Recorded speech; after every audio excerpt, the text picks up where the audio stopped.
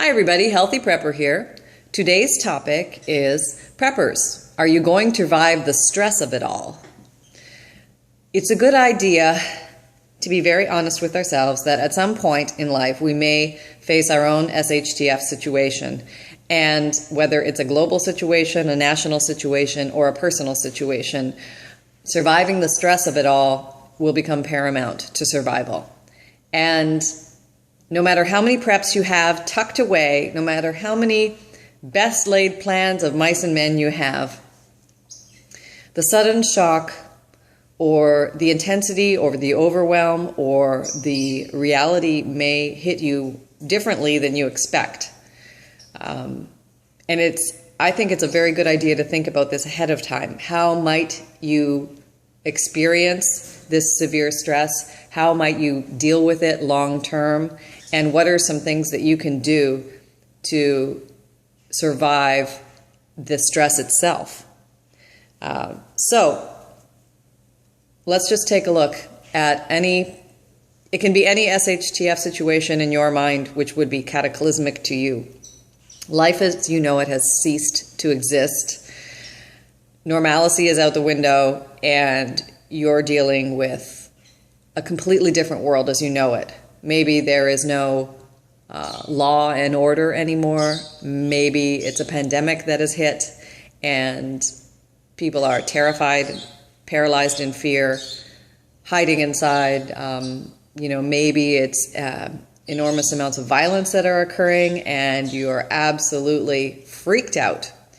Some things to expect from a very stressful environment in your own body may be hyper-reactive emotional responses to normal things. Think about the quintessential twig branch breaking in the horror movie. You know, when you're out in the forest on a regular day, you don't think twice about the twig branch, but if you're thinking something's after you, or you're in danger, or you're just a little bit on edge, that twig branch can mean many other things to you. So be aware that you may have hyperreactive emotions to normal things.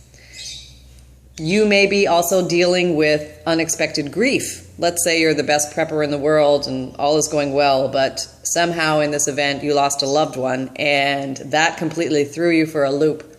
And grief can bring the mightiest of soldiers down. It can certainly hobble you internally, and you're on completely different ground when you're trying to survive from a standpoint of severe, intense grief. Just consider that might be in the mix. We don't know. We certainly hope not, but we don't know. Another thing to consider is your normal support systems may be completely fractured or damaged. For example, you may have lost friends, family, or your community, depending on the circumstances of the situation. They may have left, they may have died, they may have gotten into arguments, and there's maybe huge levels of conflict going on and people are just not communicating. Support systems can be heavily damaged during these times. Also, you may experience intense frustration with yourself. You possibly think that you should be able to do something. You should be able to filter the water easy, but for some reason the Berkey filter is just not working. You can't seem to read the manual because your eyes are going buggy, because you're very panicky and frustrated and things are just not going smoothly, so that you can experience an intense frustration with yourself. You can also experience a barrage of physical symptoms such as headache, stomach ache, nausea, vomiting, chest pain. A whole whirlwind of physical symptoms can go along with this. Panic attacks may ensue, sense of impending doom, anxiety attacks, and some folks will go into catatonia or complete freeze or shut down emotionally, where they just stop moving, stop emotionally experiencing. They'll just basically sit there or curl up in a ball in the corner and not move. And any of these things can happen. None of these things may happen, but it's a good thing to think about, what if some of these things happen? What am I going to do about it? When you're looking at a long-term stressful situation where you're never going to sleep peacefully at night because you can't fully relax, how are you going to deal with that? You know, thinking about all the things I read about and hear about, they always assume that you're functioning with, you know, a clear head, and that everything is going, smoothly in your head, even though you have your, you know, your weaponry and your food stores and your, you know, medical supplies and all this. But, you know, 99% of survival is in your head, and it's a good idea to think about what are some things that you can do ahead of time in order to deal with the situation like that, and also to prepare yourself to deal with a situation like that. I think that's the cornerstone of the prepper. Always trying to prepare for something that's going to happen, or at least minimize the damage that it might cause if it ever does happen. So here's some ideas that I just thought about and wanted to share with you. And you know, certainly please feel free to add as many as you like to this list. This is just the top 10 I gathered that I thought I would share. Okay. So it's very important to have a plan of action before the SHTF event happens in order to deal with your own stress, okay? So that you increase your chances of survival. The first one is reestablishing support systems if possible. If you are, you know, obviously if you're lone wolf prepper, you know, you're going to have to ask yourself how you're going to be dealing with your own stress. What is going to be your support system? Is it going to be, it's not going to be people, or it's going to be a very small group, or is it going to be, you know, your dog? Is it going to be nature? Is it going to be, you know, books that you have? What is it going to be? You need to have something in place that you can go to if need be. If you're a community-based prepper and you're thinking, I'm going to ride this out with the gang, you may want to connect with people in your community and start reestablishing support systems. It's amazing when we've seen in crisis situations like Katrina and 9/11 how quickly strangers can become friends in times of serious crisis. And I absolutely acknowledge the fact that strangers can become your worst enemies in absolutely serious crisis, but do not negate the fact that they can still befriend, especially if they're in your prepper community or prepper group where your survival is the common goal. Okay, next, the old adages that your mother taught you, which seem, you know, slight, but I think they're critical. Eat right and get rest. When you're intensely stressed under long-term survival stress, you may or may not be hungry. You need to feed yourself. You need to put yourself on a regimen of eating whether you're hungry or not, and resting whether you're sleepy or not. You may not feel the normal emotional responses. You may not feel the normal tiredness. You may not feel hunger. But in order to increase your chances of survival, you need to rest and you need to eat and you need to put yourself on a schedule to do so, because you may not remember. So remember to definitely do those things. Okay, next is learn relaxation techniques. This may sound foo-foo or ridiculous or, you know, zen or out there, but those that are able to control the responses or impulses from their body in stressful situations will certainly do better long-term and increase their chances of survival afterwards, because they're going to keep their clear line of thinking running longer. And this is going to give the opportunity to make better decisions so you can put yourself in a better situation so you can increase your chance of survival. So you may need to learn how to calm yourself down. And this might be different for everybody, but let's say in a prepper situation, you may need to instantly calm yourself so that you can take that shot. If you're shooting, you need to calm yourself before you pull the trigger so you actually nail the target if need be, whether it's food or for defense, whatever. But these systems are going to be very valuable to learn for preppers. One good one is Biofeedback. You can get these little machines on the internet. Basically, it's like taping a little metronome to your finger, and as you relax your body, the metronome beat gets slower and slower and slower, and it gives you feedback telling you that you're actually relaxing your body. It takes your pulse basically in your finger, and as you slow your pulse down, you'll hear the response of the machine getting slower and slower, so you know. Also, meditation. You don't need any gizmos for that. You can just learn how to do that. There's some very quick and easy ways to do that out there. Lots of stuff on YouTube about it. Learn 2 or 3 very simple meditations that you can do to learn how to control your heart rate, your breathing, the stress levels in your muscles, things like that. It will help you think more clearly and make better decisions to increase your chances of survival again. Head to toe relaxation, another easy one to do. Start at your head and imagine yourself relaxing from head to toe. Do this before you go to sleep at night or anytime you're stressed. Simple things anybody can learn. You don't need rocket science for this. You don't need to write this stuff down in a book. Just practice it every once in a while so it's something that is at your ready in your tool chest. Okay, number 4. Be aware that increasing substance abuse during survival mode will likely increase your chances of death. The famous line, "Oh my God, I need a beer," or "I need a drink after this." Understood. Alcohol will help relax you to some degree, but it will also throw your thinking and your ability to make the best decisions in the certain circumstances off. So really start to ask and question yourself. Do you want to go there? Is that something that you're going to go for in times of severe long-term stress? What are you setting yourself up for? What costs will it have? 5, get rest. Again, sleep might be very hard and very difficult to get. You don't know what circumstances you're going to be under.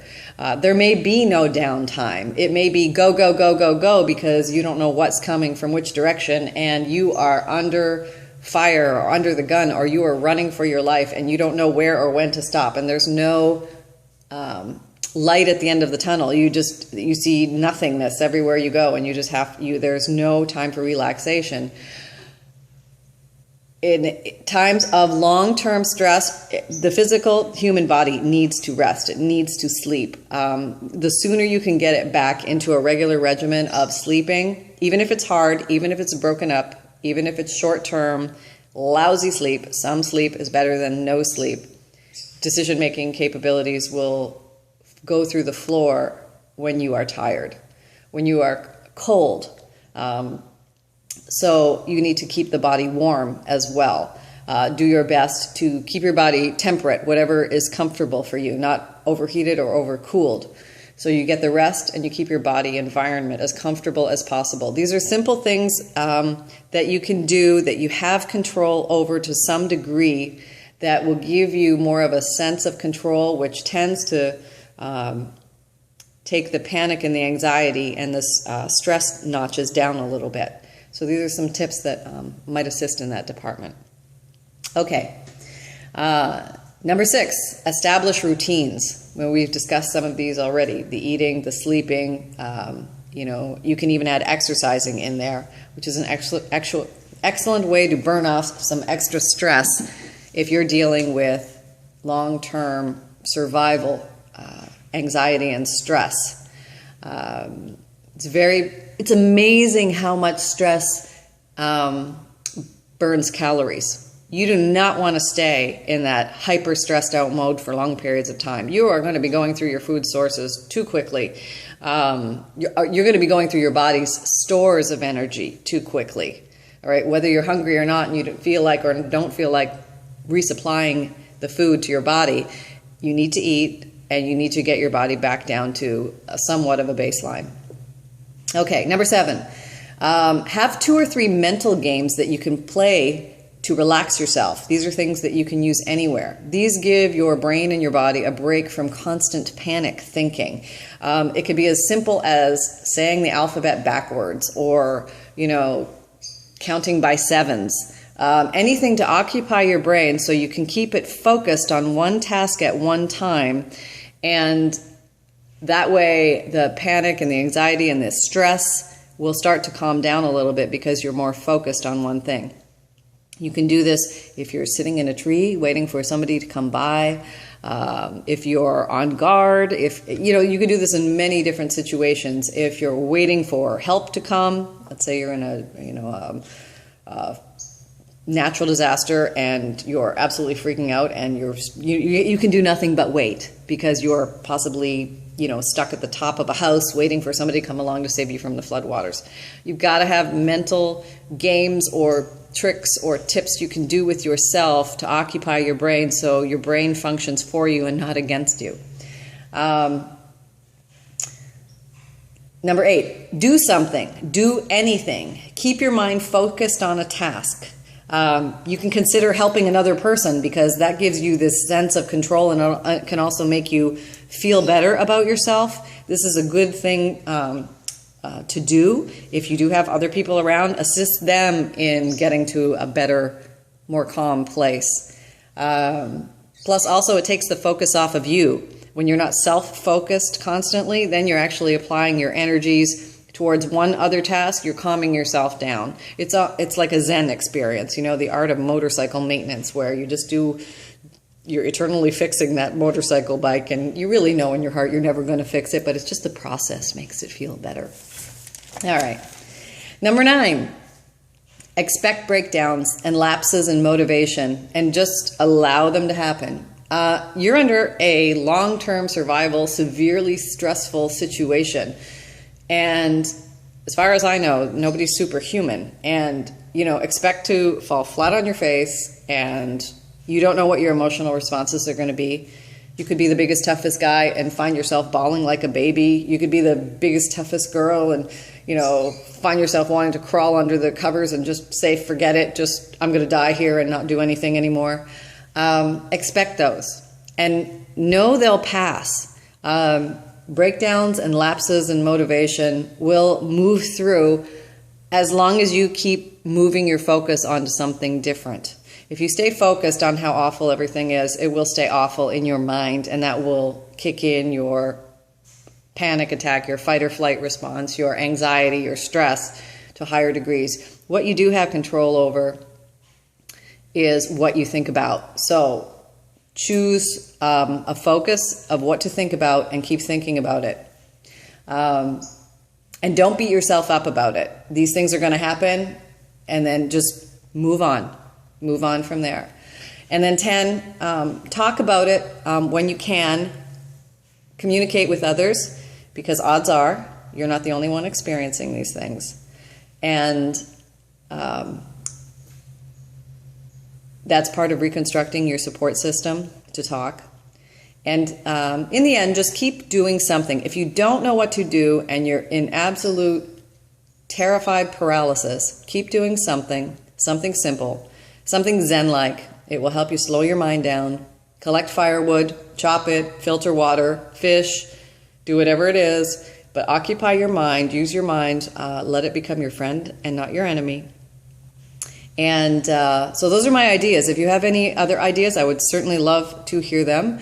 And if you have any other thoughts on what severe long-term stress can do to the body, I would love to hear that as well.